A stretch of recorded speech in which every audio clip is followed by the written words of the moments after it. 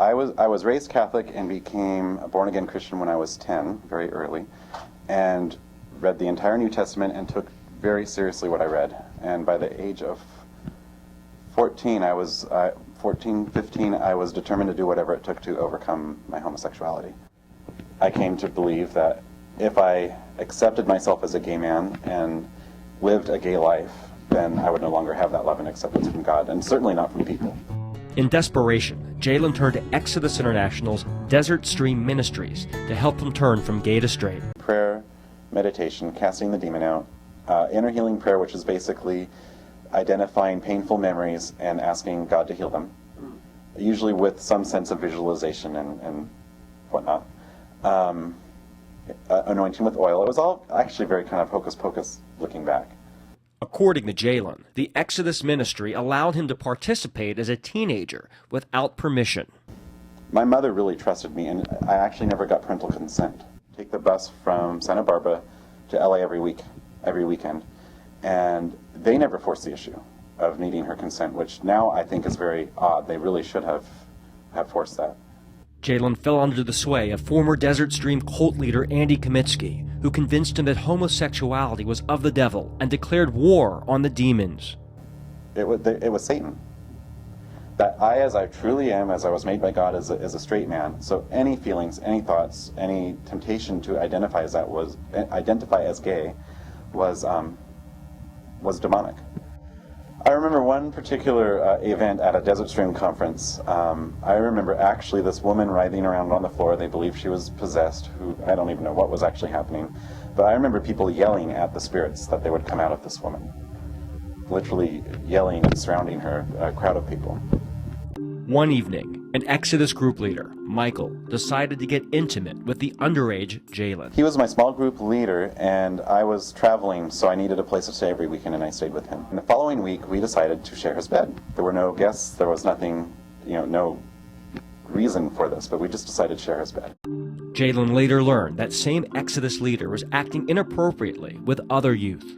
A mutual friend of ours still in Seattle asked me one day, do you know this guy from Desert Stream? I kind of smirked, and I said, yes, I know him quite well. I knew him biblically, actually.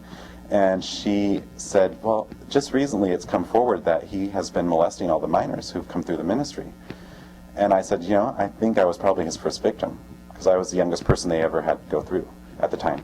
Exodus has yet to come clean and tell the whole truth about what happened at Desert Stream Ministries. I know that right now Exodus, actually the last number of years, have been targeting youth, and that actually really concerns me and angers me, because I know my experience. I felt, honestly, my life was derailed for a number of years. Many things got put on hold. My education, I can't even think of it all. Many important things got put on hold, and it concerns me to know that other minors are being put through that.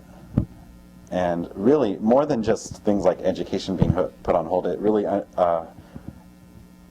arrested my development as a person and really undermined my self-confidence and my being able to really love myself. And that's what I think concerns me the most, is knowing that people are learning to hate themselves through this at such a young, tender age.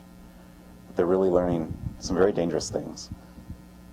Jaylen moved to Portland, Oregon, where he entered Portland Fellowship Ministries. It took him on a downward spiral, and he thought of committing suicide. It took me on a very sinister, dark path, and I became very clinically depressed, suicidal. I would pray daily because I didn't have the courage to do it myself, that God would kill me. Send a Mack truck, something, a meteor, I don't know. And, and I really wanted to die. And that, I think, is where the anger comes from, is to know what they are teaching affected me, and I know other people so deeply and so negatively.